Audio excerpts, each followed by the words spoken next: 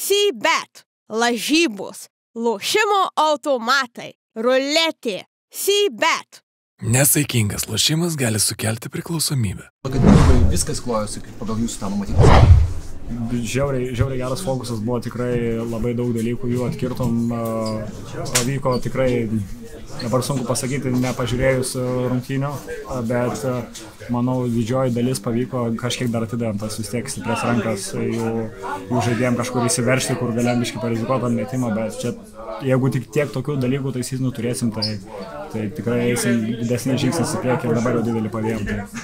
Tas Ryto žemesnis nei 20% pataikymas iš perimetro, kiek tai yra nuopelnas jūsų gynybai?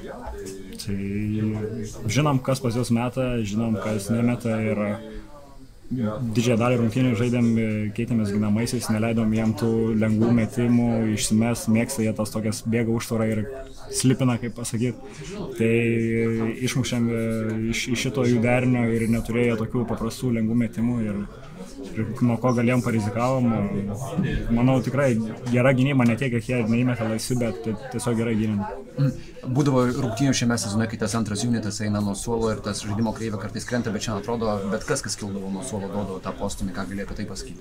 Tai visų pirma, didžiulis ačiū mūsų fanam, kur susirinko neįtikėtinas skaičius ir ką jie čia išdarinėjo. Ir gerai prisimenu pokalbį prieš sezoną, kai jie atėjo pas mus treniruoti ir davė mums suprasti, mes be abejo lietuviai žinom, bet davė mūsų užsieniečiams suprasti, kokios reikšmės šios rungtynės yra ir visi priėmė tai labai rimtai ir atėjo su didžiuliu užsėdimu ir fokusu ir žaidė gerai, visi pakilė nuo savo.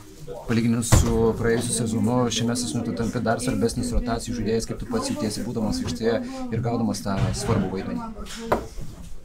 Nesureikšminu, tada patį, ką ir praeitą sezoną, tą ir šitą darau, tą, ką iš manęs prašo, stengiuosi būti agresyvus, gal kiek daugiau grįžau į savo poziciją, nereikia žaisti žaidėjų, tai man pačiam ir palengvėja ir žinom, lygis išvyko, tų minučių padaugėjo, bet sakau, stengiuosi pateisinti visus lūkesčius, ko iš manęs nori ir noriu nesustoti ir toliau dirbti. Svarbi šitą pergalę prieš Eurolygą, prieš sugrįžtant atsigaunant į Eurolygą.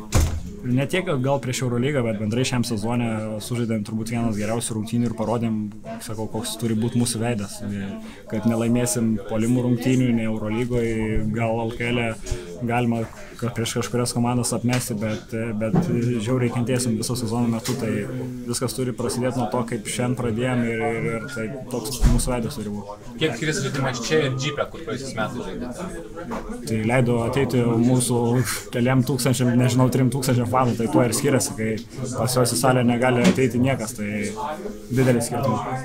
O jau jūs žaidėte tokią atmosferą, tai dar su skirtumais, triukšmas, vis tiek tai įtakos turi? Ne, šiaip labai tikrai džiugu, už abiejų komandų fanus yra neįtikėtinas renginys, abiejų komandų fanai palaikė savo komandas ir nuo to Lietuvos krepšinių tik tais gražiau ir smagiau ir smagu, kad sugrįžo didelę areną, daug daugiau žmonių gali ateiti pažiūrėti tiek mūsų, tiek jų, tai tikrai džiugu už tai.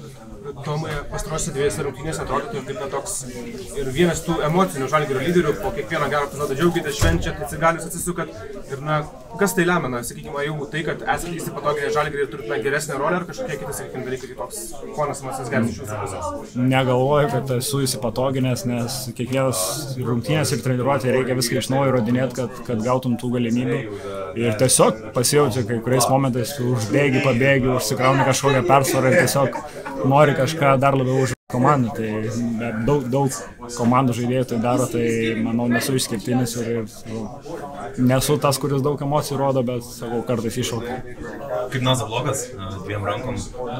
Kaip tik bėgu iš nugaros, atrodė tikrai įspūdingai. Čia pasiprašė keitimo, kažkokie skausmai užklupo pagalvojai, kaip pasiprašė keitimo? Jo, tokia baudelė padarė, jis įspyrė į raumenį ir tiek. Tai nieko rimto čia? Ne, nieko rimto. C-bet, lažybos, lošimo automatai, ruletė, C-bet. Nesaikingas lošimas gali sukelti priklausomybę.